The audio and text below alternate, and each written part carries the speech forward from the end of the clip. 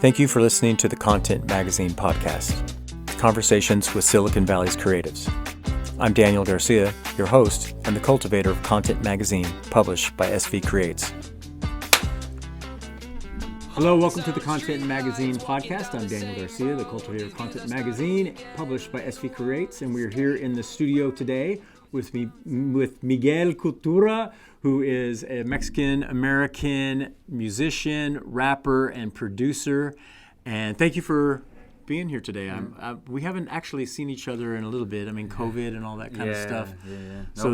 Thank you first and foremost for allowing me to be here too and reconnect with you again. It was you know me for quite some time. Actually, well, I met you originally probably when you were with BAMN. BAMN, when we had BAMN and Neba, creating that was beautiful, Yeah. Well, I want to ask you about that. For sure. But then I think, then we did a story on you back. It was issue 11.1, and we kind of hung out a little bit doing the photo shoot. That was back in the day. Yeah. I think that was your house. Yeah, it was at my house. Yeah. That was a good setup too. Yeah. Thanks for coming out for that.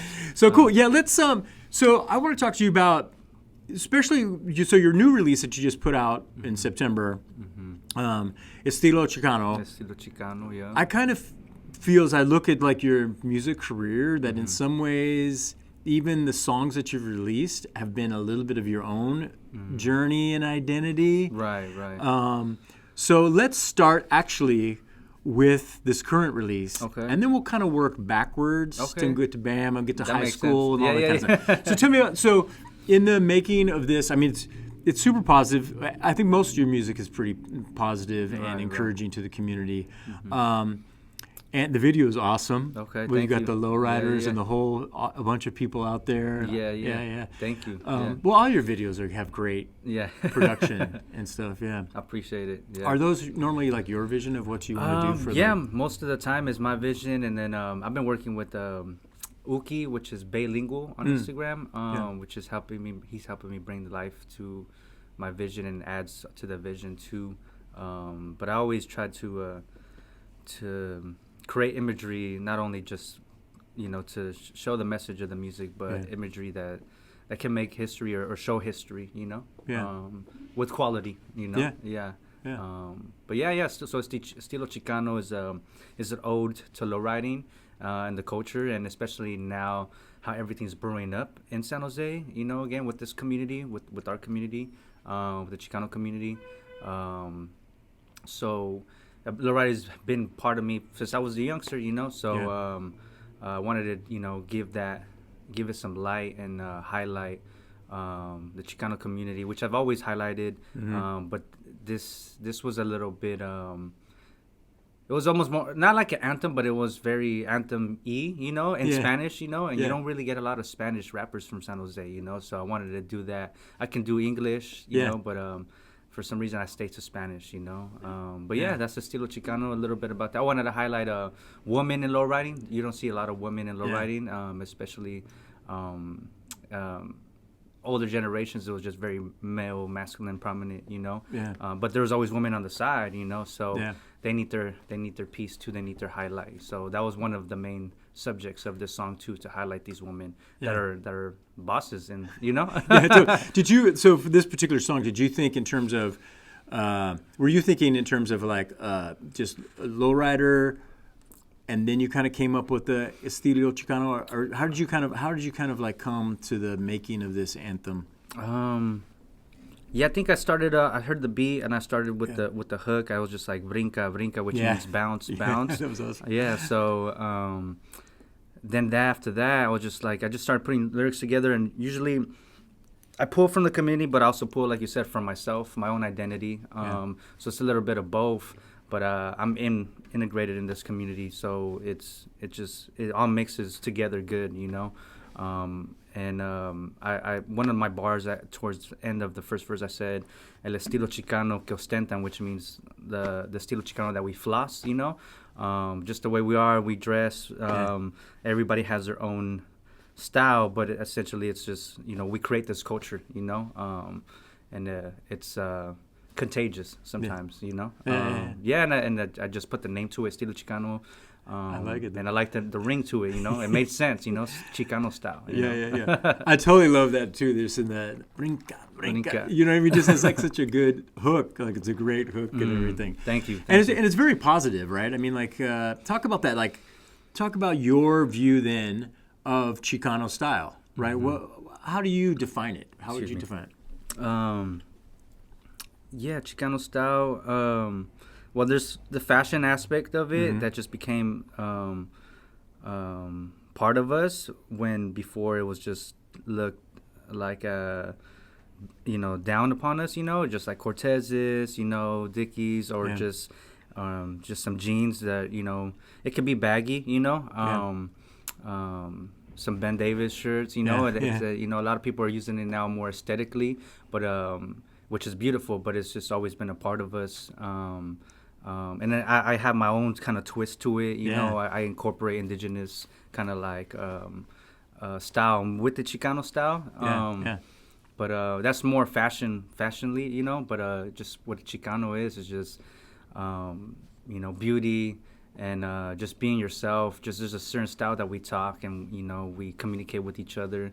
For sure. What I love about it, too, I mean, growing up, because I'm half Mexican, half white, but and just my Mexican side is the fun banter, that there is. That like the constant joking and stuff like that, and the nicknames. And I know that you were Moscow, right? High school. For sure. Damn, you remember that. for sure. Which is kind of cool. How did you get that nickname? I mean, I would call you like Flaco or something like that. Flaco, right? Yeah. So my neighborhood name is Mosca, and then I translated it to Fly. Yeah. Because I just used to hate that name when I was a youngster. Oh, really? You didn't like it Mosca? Yeah, well, because it was just given to me, and as a 9-year-old, you're just like, stop calling me that. Right. Right. Like the bigger kids, Was it because you were kind of pesty, coming around? I was just everywhere, and like I was small, skinny, and dark, So so it's like they give you a name that they make fun of you, but then you kind of just hone it in after you're like, okay, all right, it's a part of me now. Like I can't outrun it, so let me just hone into it. So I was given it to me when I was like 8 or 9 as a kid, in the barrio, and just like all the kids will be out playing, you don't see that no more, right? So it's like play football, basketball, hockey, whatever on the street, doing dumb things as a kid, water balloon fight, whatever, And everybody's got a nickname. Everybody got a nickname. It's fun. And I was just fast and just going around and just being everywhere, always with a smile and just kind of like just trying to do things, trying to be active, That's cool. And then I saw like your earlier you had one name for yourself, or kind of like iteration was Funkadelic Fly. Yeah, that's another awesome. alter ego of mine, Funkadelic Fly. So when I started like making music, I switched it to Young Fly. That's when I started really like getting into rapping, like maybe 13, 14, and then I stopped rapping. I didn't really want to rap, and I just went heavily into production, and learning that, honing in that craft for quite some time. And then I switched it to Funkadelic Fly because I was just so obsessed with funk. I'm still obsessed with funk, so I learned it, studied it, and I became this kind of like psychedelic version of myself. Yeah. That's cool. Are there any music that you made from that era out there in the universe? Or there's a couple, but not a lot. I think it was just a study era. I was just studying a lot, and like I was just honing into this personality, just funky, like Bootsy Collins, and just honing into that funk style. Totally. Zapp and Roger, which is part of like a lot of the culture too, the funk culture, the Chicano culture is funk. We love the funk. But I really honed in and studied Motown a lot. I was within that era. It's just a bunch of studying, learning from the greats, to try to create my own style, fuse some styles together. Was that mainly like high school time and stuff? High school, a little bit after. Yeah, high school, a little bit into college. Yeah, for sure. Yeah. And then when did so like Miguel Kultura kind of came out. But that was kind of a different iteration, and that was kind of like through. I guess you had some illness and some other kind of personal things that were going on that kind of developed that. Or what's the story behind Miguel Kultura? Yeah, so Miguel Kultura happened during like primetime BAMN and IBA, and I was going through, some weird illness, man. I couldn't figure it out. Doctors couldn't figure it out. I was just getting really skinny. I was losing hella weight, and I was like 90 pounds at some point, dude. Oh, wow. Yeah. I was just just really sucked up. Huesos. Huesos. Now I was flaco, like, so it was just crazy to experience something like that. And you go through a phase where you think like you're just gonna die, you're just like, what's going on? I'm thinking other things, thinking I have this, I have that, right. And like just for like, it really hit after, like I was going through it, but then after BAMN, it kind of hit me even more. And it's like I spent a whole year off just like trying to recover, trying to find answers, solutions, and doing research. And I really honed into the health thing, I found Dr. Sabi. I'm not sure if you heard of him. So I think he's, I forget. I don't know if he's Panamanian or of origin from there, but just a natural herbalist. Okay. And was like curing different diseases, and he even proved it in court. He ended up years later dying, and there's whole conspiracies around that. Right. Wow. Yeah. Like so the medical industry. So he was curing like AIDS. He was curing like different diabetes and stuff, like with just pure elements and herbs and things of that nature. And proved it in court, and had a whole like maybe 30 people present in court. Like, he cured this, cured that, and he proved it. He made the lines. I think back in the 80s, 90s. Okay. But so I found him doing research, and started like, following his path, and just I hate the word veganism, but it's just more conscious eater. And, I stopped eating meat, and trying to rule out things, what works with my body, what doesn't. And then maybe like 2 years later, I didn't really think about it. It just happened. I just started feeling good, energy up. I wasn't as skinny as much, but then after that, I started getting even more weight. I'm still skinny, but I'm a little fuller now, So I've always been this. It's just my genes. I'm a natural skinny guy, but I was just really more skinny, Yeah, I remember the first time I saw you. So I got some meat now, so and I'm blessed for that. It was another challenge that like God put me through. To try to find myself, and I did a lot of meditation, and Miguel Kultura came out of that, and like I just had a vision in meditation state, and I just felt I saw like a bunch of like ancestors around me. Like I felt like I was laying on a table, and like I was just in a meditative state, and I just seen ancestors like around me, like I was like, just trying to find answers, and it's like, I wanna rap, I wanna do this, I wanna do that, and it's like, what should I call myself? Just I guess having conversations with them or myself, whatever it was, and they're just like, my middle name is Miguel, just call yourself Miguel Kultura. I was like, okay, like it has a nice ring to it, but it was just like a beautiful experience because it looked like I was on the table and they were around me, and it's like they were also healing me at the same time, and also like helping me find my identity within my culture. I'm Mexican American, but I started really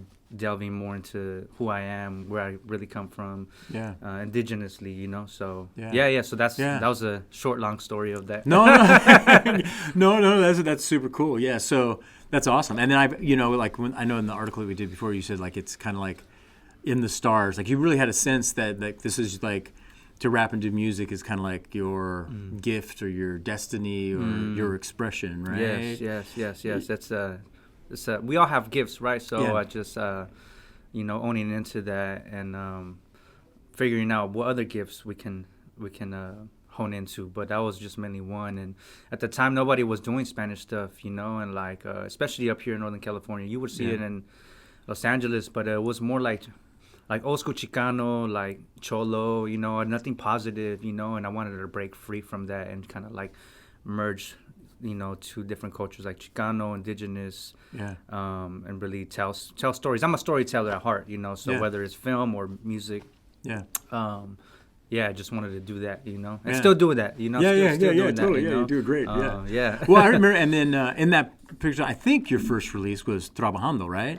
Trabajando. Which was definitely kind of real Spanglish. That was more Spanglish. Yeah, Yeah, right. yeah, Which was pretty kind much. of fun. I mean, like that song is like I could listen to and get it all, right? Yeah, exactly. Some of the other ones, I'm like, okay, yeah, I get like 90%, 80% of it. You know, my Spanish. is not It's so hard. great. It's hard. Yeah. But yeah, so then, but I think kind of like in your journey, right? So that was kind of like you, kind of. Well, the music you did before, was it all in English and stuff? It was primarily? definitely morely in English. Yeah, and like Yeah. all the production was just English. Yeah. You know, and I was just trying to figure out how can I do like Spanish and hip hop, because like I could do like I could have done like reggaeton. I could still do reggaeton. Yeah.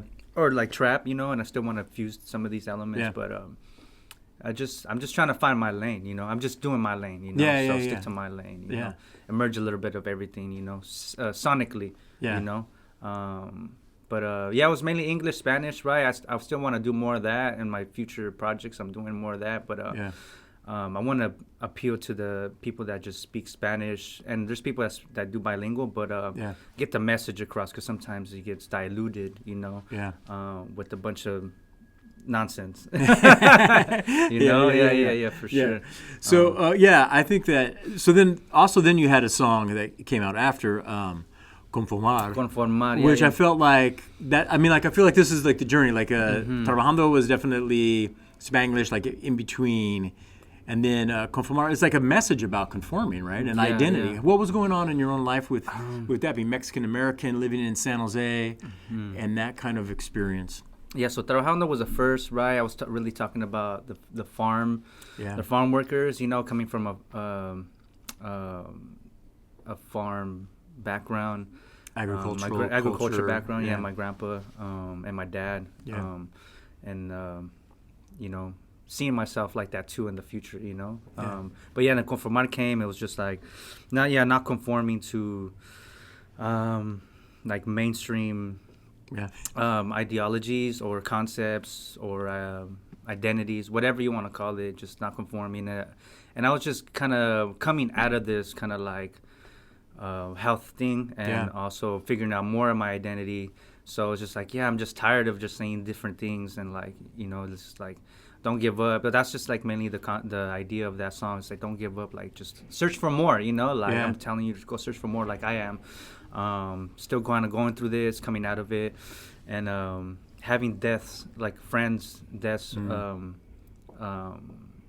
to addiction, you know. So that was a little bit of that too. So like, don't conform, like just keep going, you know. So that was mainly that, and that was Conformar, you know. And I released one song after another, and in pauses, trying to figure out my sound, you know, trying to like, I was dropping slowly, trying to see what I can get to, you know, my sound, like merge, like find something and to it. Yeah, but that's Conformar. Yeah. No, I Yeah. really like it too. I mean, I think with that too, like just the positive message, right, of like not giving, like into the materialism and just like whatever culture. Like I just felt like that was like a great. And I was thinking like, as that's released, is like, oh, you know, your personal journey that must be going on with that kind of stuff. Pretty tough. Yeah. And I got we shot something that in late 2019, early 2020, but then like pandemic hit, so we're thinking of releasing it hopefully this next year. I shot it with Ronnie. I don't know, you remember Ronnie? Ronnie, Ronnie, I know that. Ronnie from Yeah. Lion- Ronnie. I forget his last name Yeah, right he was now. with Seven Trees. He was at Seven Trees. Yeah, Seven yeah. Trees. Yeah, so he's Lion and Bird now. I think his content agency is called Lion Yeah, and Bird. that's right. He moved to LA, I think. Yeah, exactly. So we shot something, and fortunately, the pandemic kind of like, you know, killed us all. You know, Changed like it. literally and figuratively, and Yeah. like, damn, like blessings. You know, hopefully for those that are going through it. Yeah. But that was Conformar. And then after that, I think I released Chisme. Chisme. And in Mexican culture, you know, a lot of people love chisme. I love gossip. You know, that's what it stands for, gossip.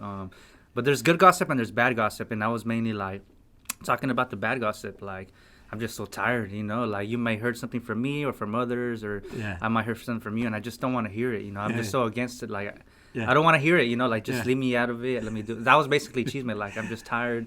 But other people were like, started like making TikTok videos and stuff like that on Chisme. It really kind of like took a toll. They really took a light in TikTok and started making fun of videos with Chisme. Like using it like as a good thing, Yeah. So it was cool to see that kind of like going, But the idea of Chisme is just like, like I don't like to be like, rather than tearing down, let's like build up. Yeah, exactly. Stuff like that. Yeah. So, or if you have Chisme, just like leave me out of it. Like I'm just, I don't want to be integrated. Yeah. But there's good Chisme and bad Chisme. Like tell me some good Chisme. Like oh, did you know like this successful and this like oh, okay, that's cool. Yeah. Versus like oh, did you know that he broke up with him? And, like I don't want to hear that. It's a waste of energy. I think. Yeah. It's all that like reality TV stuff. Yeah, exactly. Yeah. Culture, that kind of culture like seeps Kardashians. Yeah, man, that stuff tears us down. Yeah. So then for you, were you? Would you say like even when you were in high school, did you always kind of have this more kind of like sense of calling? I feel like your music is definitely like your style and your vibe is definitely calling people to thinking positive and better, right? Right. Would you say like that? Was that come out more of kind of like your illness and the kind of like spiritual kind of thing that you had, or were you always kind of bent that way? You were always kind of a positive. Mm-hmm. I could see you as a little kid running around with a smile, Yeah. And that, I think it's inbred in me, and like even till now, like, going through a lot of hardships, still try to stay positive, but I never really. I think I was just like that kid that I was just like shy all the time, but I'll have it in me and I'll just say some things. Yeah. And I'll let you just interpret it whatever you like, But just say it, pull back away. But I'm always like naturally try to stay positive. Yeah. Although like I've been met with a lot of negative, and even after like my health stuff, just dealing with like being in the barrio and stuff, being in, around the streets is hard, It's hard to stay positive and you get pulled in different directions. But although just stay positive and always try to push that message, I might not always be like a perfect man, not like a lot of us, most of us do, but I always try to evoke that in my music, and that's my goal, and learn from my mistakes too, know what I mean? So that's mainly what it is, Yeah. And that's kind of like your song Decisions, right? Decisions, It was kind of like that kind of thing, right? Choosing to make better choices. Yeah, making better choices. Yeah, because I made some bad choices in my life too, when I shouldn't have, and knowing better, knowing too much, but also being ignorant at the same time. Like you can know so much, but we're also like ignorant, and we'll take a wrong path that we were supposed to, but we knew. And you get the consequences, and you're just like, oh, dang, like, okay, now I have to deal with it, Learn from the school of hard knocks. Yeah, for sure. What do you do then kind of like to give you strength and to stay positive? What's kind of like your like personal practices or stuff like that, or how do you focus that? I've just been praying a lot, man, especially this last year. I really started learning more about my indigenous practices and ceremonies. So a lot of drumming, singing with the drum is therapy. I really started learning about the Aztec culture, which is the Mexica culture, and the practices, and doing sweat lodges. I'm not sure if you know what that is, but so temescales, and it's we sit in it's kind of like a hut made of vines and stuff like that. And we use volcanic rock. It's like a sauna, but a little bit stronger. Yeah, a little hotter. Yeah, and whoever guides it, we're in prayer. We sing. Sometimes there's 10 people, sometimes there's 5 people, and we're just in prayer singing, and it gets really intense. They say it's kind of like you're in the womb. It's like if you were in your mother's womb, and you're just kind of talking to yourself. So I've been doing a lot of that, and a lot of different types of ceremonies, plant medicines and stuff like that. That's my next stage of like evolution, Excuse me. Yeah. But that's been keeping me positive, and just praying a lot, because there's a lot of there could be a lot of negativity out in the world, and um, I guess evil. You know, there just like there's light practices, there can be evil practices. You know, and like these opposing dualities, light and dark. You know, so try to stay in the light. Just pray to God. You know, pray every morning. You know, get grounded. And meditate. That's cool. Kind of like my practices. I think I've always loved even seeing you the few times and then seeing you around. Is always that I could just feel your positive and your desire, you know, your friendliness and stuff like that. Thank you. Thank you. Sometimes I feel like I struggle because if people downplay like it's a weakness, and I guess in certain situations it can be, but I keep honing into it like it's a strength, you know. You know totally. What I mean? So, because it could, you know, I guess around the wrong people, it could be a weakness because you can get taken advantage. And it's happened to me, you know, so a couple times, and try to build resilience around it, you know, but stay positive, you know, with love and you know, not try to give into that energy, you know. It takes a lot of strength not to conform. Actually, it takes a lot of strength for humility, right? From the draw of the world, and like especially if in the kind of like the rap scene where everything's like I'm the baddest, egotistical, right? Rather than, and then your message is not so much like I'm the baddest. It's more of like, hey, together we are great, right? Which I think is a stronger message, and it takes a lot of courage to do that. Right. Thank you. So let's talk. Hey, so then like I met you when you were doing the. You were a part of the BAMN, which is the By Any Media Necessary. Right, how did that, talk about that? Because that seemed like that was a great little incubator. I mean, that was Simplify crazy. was there, Andy Biggs, Marlo, and Malcolm, Quasi. Just the originators. How did you even get into that? And cause that was a cool studio over there. It was crazy, right? So at the time. Yeah, it was like that dude Ronnie, it was Marlo, and it was Quasi. At the time, I was going to Seven Trees and Roosevelt as a youngster. It was like 16, 17. And that was like my training grounds first, you know? Like, there was no other program like that, you know, the digital arts program. And unfortunately, they took it out, you know, this year, you know, and I went back, you know, short story, I went back to work for them. But they canceled the program, you know. But I started there, and we created an album, you know, all kids, you know, and they helped us produce it. And they were our mentors, you know, And, you know, as they grew older, they wanted to do other things. And they're like, let's start a company. And, you know, the vision for that was like, let's incubate these youngsters into this company, coming from the community into the company. That's the whole idea, right? But it kind of took a turn. And like something happened in between, and I don't really know, but they created BAM. It was Quasi and Marlo, BAM and Neba, right? And they brought me along. You know, I was the first youngster, and they're like, "You just come be part of us." You know. Were you mainly kind of like helping with producing and mixing and stuff like that? At first, I was just you know, still being a fly on the wall. Yeah. You know, and actually, at that time, did you still call yourself Fly? Yeah, I was still Fly. Yeah, that's right. I think the first time I met you, it was just Fly. Yeah. You know, just Fly, and I was just like being the fly on the wall and just learning. So they had a gig, you know, like we want to do this professionally. That's before this whole content thing blew up, you know. So we really kind of honed into it. You know, there wasn't really a lot of content like that, how it is right now. You know, this whole content. Content creation. Wave. Content wave is really crazy right now. But they had a first gig with Vernon Davis, which used to play for the 49ers. So they flew me out to Washington. They brought me along, and I just like that lit up my eyes. You know, we filmed a commercial, and I was just like, as a 17-year-old, 18-year-old from the hood, you're just like, what the, you know, like, okay, this is the possibility, you know, and you know, I was appreciative of that. We shot a commercial for Jamba Juice and Vernon Davis. And just learned to edit, you know. I was doing the audio, and Marlo was a great director, and Quasi was just like the other half of everything. And we kind of just, you know, got to know the family. That was our very first gig, and then we came back and we're like, what are we gonna do? Okay, we started like forming this company, Neba, and started doing more gigs, more professional gigs, commercials. And then we just started pulling people from different people stages that we knew. You know, a lot of people my age.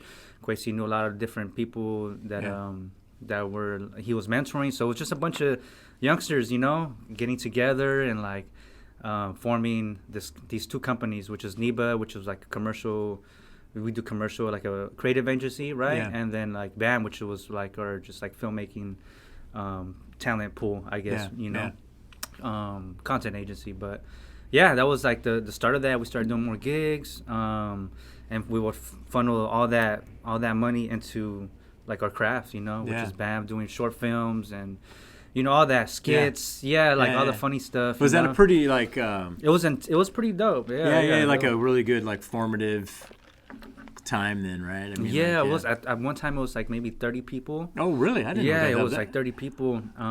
So you got to imagine how to manage all that people. Yeah. But it was really beautiful because we were also like we're also like in the studying stage still, we're still learning, all of us, they were teaching us, but we're also learning together, like how to do phone calls, cold calls. Yeah, right, yeah. Cold emails. The business stuff. Yeah, exactly, like strategy. So he really like stood us there and it's like, this is what we're going to do. This is what we're going to practice, you know. All right, we're all gonna try to do a website, just everything. It was just all learning, when it wasn't really common, Yeah. And it was beautiful, It was hard. It was hard, the pressure and stressful, but we take a lot from it, I mean, I feel like it's so important to have like that community of creatives and stuff like that. Is there anything? I think right now, do you have that kind of like connection here in San Jose and stuff? Yeah. So I mean, after that, like I said, I became part of the company after I learned like my thing. At the time I was going to college, and then like I was majored in like finance. So then I took the role of CFO. So I was doing all that. Oh, I didn't know on that. top of the creative stuff. Yeah, it was pretty nuts. Yeah. So we're playing multiple roles, multiple hats. After that. A beautiful time, right? I took a break from it. There was the whole health thing, so I was kind of forced to it. Yeah. And Malcolm, and then during that time too, Malcolm like broke his back and stuff too, right? Bro, I mean, that was Malcolm. He broke his vertebrae. Yeah. And we didn't know if he was gonna walk at the time, so we were stressful. Yeah. Because he was a big part, especially with the overhead, Yeah, we were just praying for him to get better. Yeah, it was everything. It was a lot, I look back now that you mentioned it. Yeah, we struggled, but we survived a lot. But after that, I just took like a year off trying to heal myself, and I went into activism. That was also one of my other callings, just doing a lot of activism with the community, especially in my community. Were you with an organization doing that? Yeah, I was. Debug's always been a home base. Right, Debug, right? Yeah. So they show a lot of people how to organize. They showed a lot of people how to organize and how to have home bases for them to create and be free. Especially when you start out. So a lot of people started there. Especially from BAMN and Debug, they started at Debug.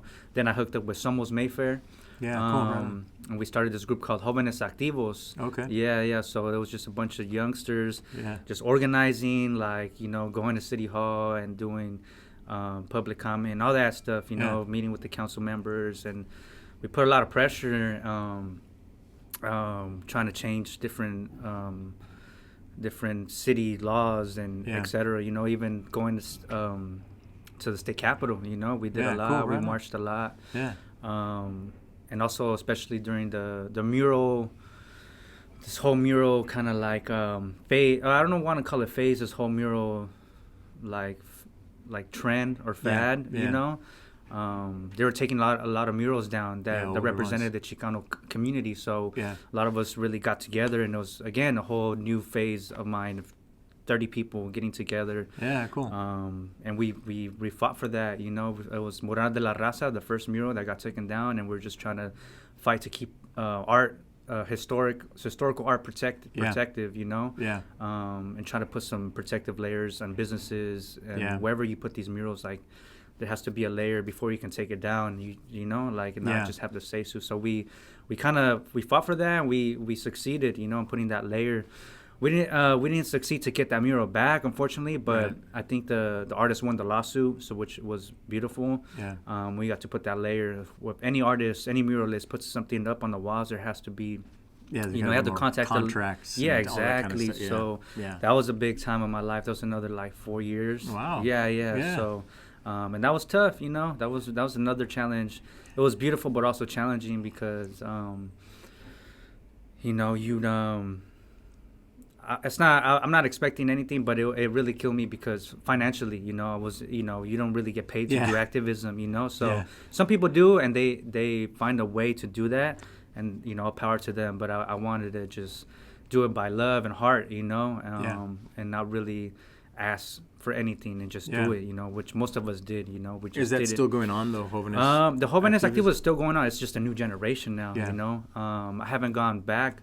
But I'm really close to them, and I'll just pop by and say what's up or whatever. But I'm planning to do some more because we revolutionized a lot. You know, I think we show people what it means to really organize. You know, and I think after that you see a lot of people, you know, like the Lowrider Council, like really organizing after that, or cool. Like all these different people organizing, creating committees, you know, and it was beautiful because there wasn't a lot of that, you know. We learned that from like studying Cesar Chavez, you know, organizing, and it's cool too. Even like the, I mean, like kind of have you talked about the mural kind of like fad, Lowrider fad in some ways, like it's kind of the culture is kind of like become more mainstream and acceptable, which is like, you know what I mean? Like Montalvo just had like their second annual lowrider culture event and stuff like that, which is crazy because Montalvo is like rich. Exactly. You know, so it's fun to see like the appreciation of the culture, right? And it's because of them organizing, you know. Totally. I don't think people knew how to organize and how to like really do something, you know. And I think what we did at Jovenes and Somos and Diba is like show people how to what it means to organize, you know. And I think even like, you know, I don't think local color does a lot of organizing, but I think they wanted to be a part of that, so they would reach out to us and how as Jovenes, you know, what can we do to kind of like be part of you, you know? Work together. So I think they're doing more of that, which is dope, you know. Like you said, Montalvo, you know, it's a really rich area, but it's also historical because it's native land too. I did a show there too. Shout out Kelly. I know Kelly there. Yeah. So Kelly, big supporter. And we did a show there. We brought like indigenous natives to kind of sing, and then there's bandalooping. They're bandalooping off the trees, and we're singing with the trees. So we were really one with the nature there, with the land. That's cool. Yeah. Awesome. Which was beautiful. Yeah. But so like that. Actually, let's talk about that. Let's just talk about like gigging and performing and the support of a musician here in the South Bay. Like, how has that been experienced for you? I mean, like, because there's not a lot of venues. Yeah, exactly. What's it like being a that's music tough. artist here in the South Bay? Yeah, so I mean, I was doing a lot of like gigs and stuff like that, and like where do you mainly gig? Like where's well, up and down the coast, right? Northern to southern, right? At the time, there wasn't really a lot, and there still isn't too much a lot, but it's kind of becoming a norm to be like a Latino artist, right? So I had to just find gigs, and even people that didn't speak Spanish, I would just do it and just come show my art, you know. For example, that Montalvo gig, like, you know, there wasn't a lot of Spanish speakers, but I was still there. There was a lot of white audiences, you know, white audience. So I was just there, and I was like, okay, I gotta do that. I gotta like show my culture. So even if it wasn't like my audience, I would still find ways to communicate my message or my art. But it's been challenging because like there isn't, like you said, there isn't venues. And there wasn't a community for Latin-based music, you know, especially up here in LA. There's more, but to show. I mean, that's the thing. I think that there's a lot of maybe like Latin clubs or something like that, but necessarily venues that are going to book like to book like a Latin. Yeah, it's mainly like club stuff, right? So like it's even more challenging for me because. You know, I could do that, but I just don't want to. I don't want to do that. You know, like so I was just trying to find gigs. Honestly, any outlets, any I guess organizations that were doing things that I could fit in the lane.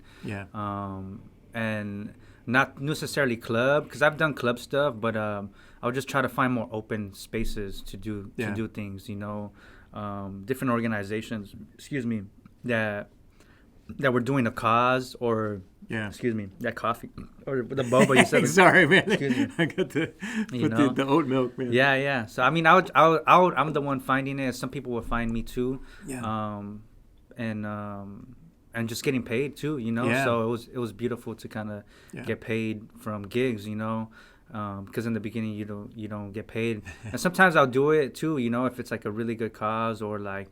To really, if I have to open up for somebody, like it's beautiful. For the exposure. Yeah, all exactly. That kind of stuff. Are you kind of pursuing that still now, or what's your kind of like? So what's your business plan? What's your like future? What's your brand? Yeah, exactly. So that's all part of my identity too. Like, I'm reaching a new identity now, trying to find a new identity, and or evolution, I guess. Not a new identity, evolve myself because. Going through another hardship this time last year has just been tough too. So even within releasing this, I've been going through a lot, and I just try to stay active. But Estilo Chicano is kind of like, honing into my identity. But I'm at the point. I'm at like an evolution stage, trying to find and reach and search for more. Yeah. I was performing a lot, but I didn't have a lot of discography. So I was doing a lot of performing, and I was just releasing stuff here and there.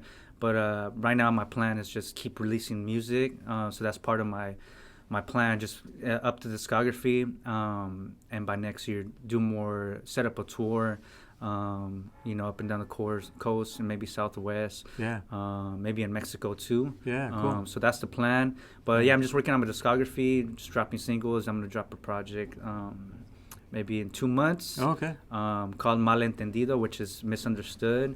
Yeah. So that's that. And then I got another project for next year, which is more original. I would say like 50s, 60s is the vibe mixed with like hip hop, and it's like a fusion, Cool. So that's going to be cool. Honing into that Chicano culture again, Yeah. And then working with something with Ray Resurrection. Yeah, cool. Yeah. Cool, so, right, he's awesome.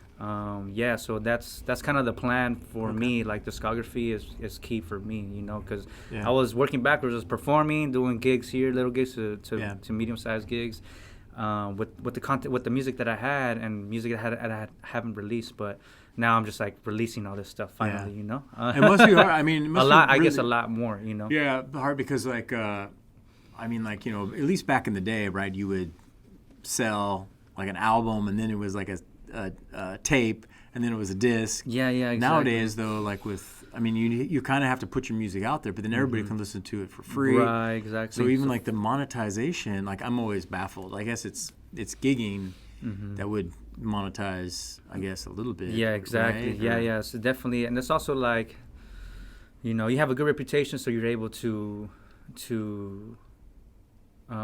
negotiate what you want to get paid, so that's also good too, like, knowing your self-worth, but like negotiating, just like, knowing what to ask for as well, but the monetization of like music is just really blown out, so you have to find new ways to do that. And I think for me it's just releasing, and then I have a plan for like monetization, which is more like, you want to support me. There's merch and stuff like that, which is classic, and I want to, I'm in the works of that too. Yeah. But there's other ways that I've been looking at to monetize, music, and taking like inspiration from other independent artists that are doing things like that. Using different websites and different platforms for that. Because it is hard, and there's a lot of content going out every day. A lot of noise. So exactly. So trying to fit through that noise and really just be myself though. And just as long as you be yourself, you really stick out. And really, you don't really have to worry about anything. Just be authentic and just do your thing. Like that's what I look at. Not be not perceive an image. Just stay to who you are. If you were then to say like. Say a statement of who you are. How would you define yourself? Damn, that's crazy. You've done it. Yeah, for sure. Statement. like what I represent or who I am. Or, Yeah. How would you describe yourself? You say I am. Yeah, it's hard. I guess it's hard because I see myself in a lot of different things, you know.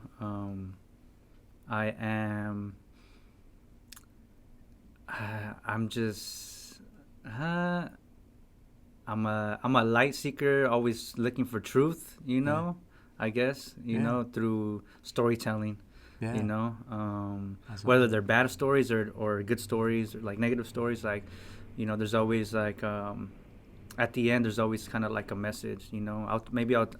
I'll do what some of these people are doing, tell these stories that are like whatever, guns, violence, but then there's always like a lesson at the end, you know, just kind of like a short story or something, you know. There's always like a plot, and then there's always like a lesson at the end. Almost you know? like a parable or like something like that. So I really take all the film stuff that I've done. I kind of incorporate that into the music, you know. Yeah. And yeah, so all the music I'm making, I'm definitely, you know, going back to monetize. I'm heading towards the sync licensing too.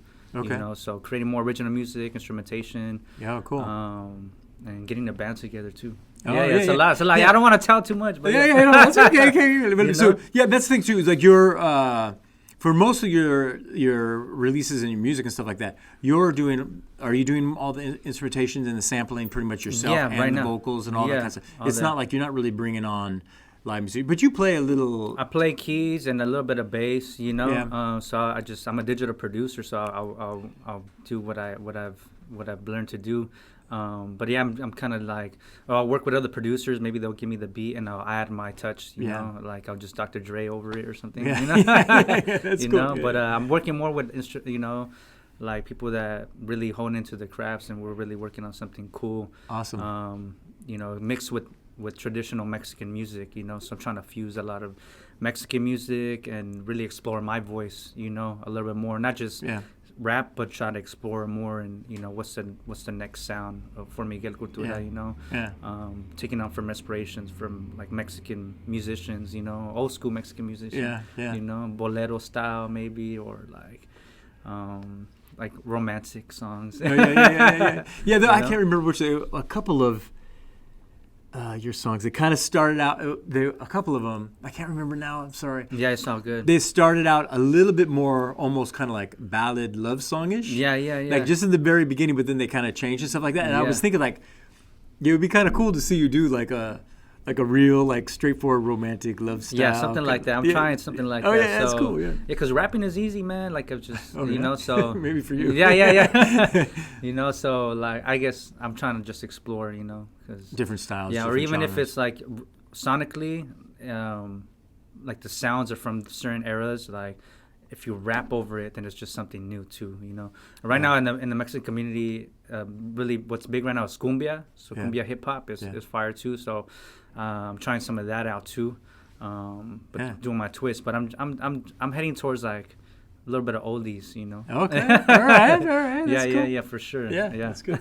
So then, are you a reader? Are you reading anything right now that's kind of like? Man, I'm reading.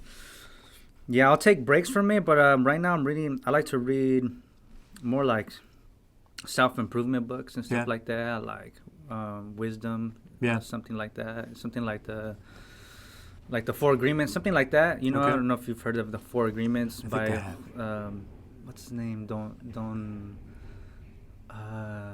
don't know if it's Jose or Manuel Ruiz, something like that. I forget. Forgive me if the author is wrong.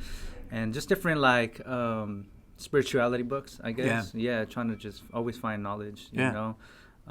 That's cool. Yeah. What would be one spiritual self-improvement thought that you've read or you've come across that you would want to communicate to others?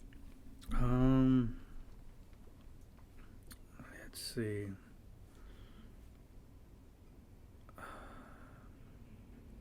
I'm trying to remember. There is like one statement or something. Yeah, it could be a generalization. You know what I mean? I don't want to over. No, yeah. I'm trying to remember. Yeah, and this. Like I already read this, but I kind of go back all the time, like just the laws of Hermeticism. You know, I'm not sure if you know of Hermes. You know, okay, yeah. But there's like these universal laws, like cause and effect. You know, I'm not sure if people are into that, but for me, I always read these universal laws, quote unquote, you know, that are kind of just abided to the universe. Yeah. I guess one is like, you know, especially with the hard lessons that I've learned, is like the law of cause and effect, you know, which is really, really simple to understand. You know, there's a cause and there's an effect, whether it's positive or negative. Yeah. So always be careful of your choices and what you ask for, because there's always an effect, if it's a negative or positive. Yeah. You know? So there's a consequence or there's a blessing. You know, that's the effect. So I want to just leave y'all with that. You know. Yeah. That's cool. Good. Awesome. You know? Good. Okay. So where can we find you? Tell the camera where we could find all your music, merch, for sure. At Miguel Kultura with the K on all social media platforms. www.miguelkultura.com. Working on some new merch, new Estilo Chicano merch, and trying to create some new style, you know. But at Miguel Kultura. Yeah. And then you have another release coming out. I have another release coming out at the end of October, and then the project in late November. I'm just going full blown on consistency of content, you know. Yeah. So then when you say when you say project, is that like multiple songs? It's multiple like songs. An album, like an LP or EP or something? Yeah, more like I'm just gonna call it a tape, you know, because it's not really like an album EP. So I'm dropping that and like dropping 2 tapes before like an actual full EP and an album. So. There's a lot. Are you gonna do a vinyl press or anything like that? I think for the album, for an album, maybe I'll do a vinyl press and stuff like that. So for sure. Yeah. But right now I'm just calling it a project tape, you know, and just releasing. Yeah. You know, releasing it, you know, and letting people know who I am more consistently. Does that make sense? Yeah. Any shows coming up? Any gigs you got going on set up? Right now, no. I'm just honing it. Excuse me. I'm just honing into in the studio. And like building off of telling stories in the content way. You know, I'm also working on like some like short skit film-esque vibes, you know, part of the music. So, you know, from my background, I want to really incorporate the film, you know, and tell stories, the Chicano experience or the Indigenous experience, you know. So, that's what I'm working on a lot, you know, with the new team. Cool. I'm excited to see it. Yeah, for sure. Well, good. Thanks for coming out today. I really appreciate it, man. Yeah, it was good to see you, and hopefully I'll see you more around town. No, appreciate the invite, and I appreciate always, you know, being a supporter, you know, and being an ally. Yeah. Awesome. Cool. Thanks. Bless. Yeah. All right, that's it for today. Thanks. Thank you for listening to the Content Magazine podcast. Follow us on social media at Content Mag. Become a member and help us to continue to tell the stories of the South Bay creatives. This episode's music is 408 by Jack Pavlina. Follow him on Spotify and also on his Instagram at Jack Pavlina Music.